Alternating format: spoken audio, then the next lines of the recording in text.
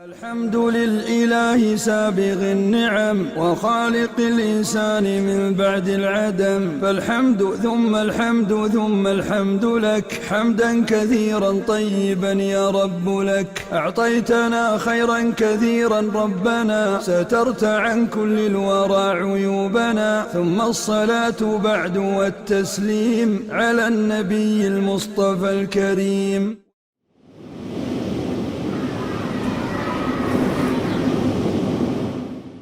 Stick with the mainstream masses of Islam. The mainstream ummah is upon guidance and good. Don't go to the fringe cults. Don't go to the radical movements. Don't go to that which is against the bulk of the ummah. Why? Because our Prophet ﷺ said, Yadullahi ala al-jama'ah. Allah's hand, meaning Allah's mercy and Allah's blessings, is upon the group of Muslims. And the Prophet ﷺ said, hadith is in Ibn Majah, my ummah shall not agree upon misguidance. So when you see differing, then go to the as-sawad al-a'zam. As-sawad al-a'zam means the big masses. Go to the big masses and follow them. Which means what? The mainstream of the ummah shall always be rightly guided. And what do the mainstream believe? They believe in the Quran, they believe in the Sunnah, they believe in respecting the Sahaba. This is the mainstream belief. Anyone who comes and he founds a new cult, a new understanding, radically reinterpreting the faith, who is this person to come and radically change Islam after 14 centuries? Who are you exactly? Where was this understanding for 1,400 years?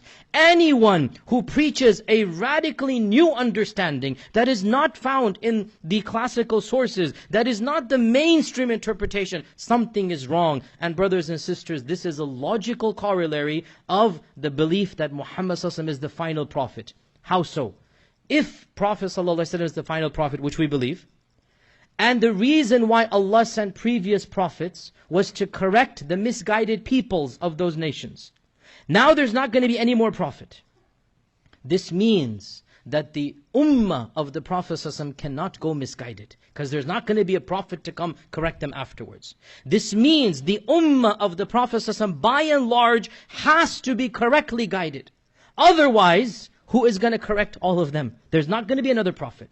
And this is historically what we have seen. The masses of the ummah have always been upon the Quran and the Sunnah and respecting mainstream Islam. This is what we believe, alhamdulillah. So my point is that anytime you find a radically new person, forget the hype. Forget the mesmerizing speech. Look at the content. Is this person affirming the Quran in its entirety? Believing in the Sunnah overall?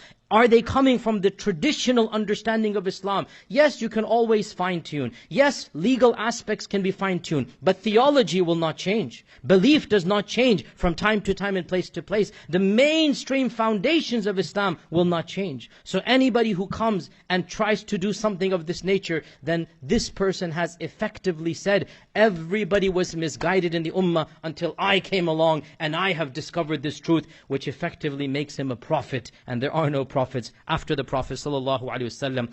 The Quran, it is the simple, clear book from Allah. Believe in it beginning to end. The Sunnah of the Prophet ﷺ is a necessary part of our tradition, and by and large the Sunnah has been preserved. And follow the masses of the Muslims. Follow the majority of Muslims. Don't follow exotic, strange, heretical, fringe movements. They will always be wrong.